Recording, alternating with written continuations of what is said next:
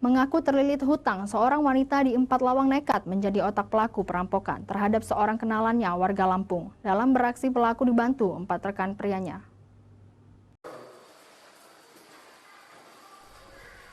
Seorang wanita di Empat Lawang, Sumatera Selatan ditangkap polisi karena menjadi otak pelaku perampokan. Pelaku bernama Sinca ini ditangkap bersama 1 rekannya yang membantu dalam aksi kejahatannya.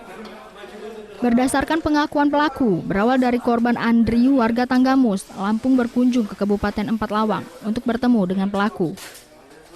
Sehingga terbesitlah pelaku untuk merampok korban dengan mengajak keempat rekan prianya.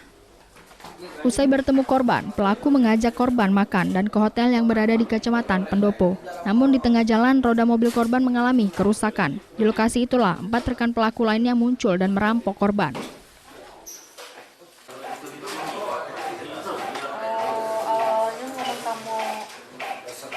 Kawan aku kan.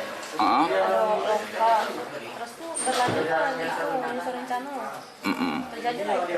Jadi kamu nemui di hotel kamu? Dengan mengamankan BB 1 unit Ranmor roda 4 Toyota Yaris.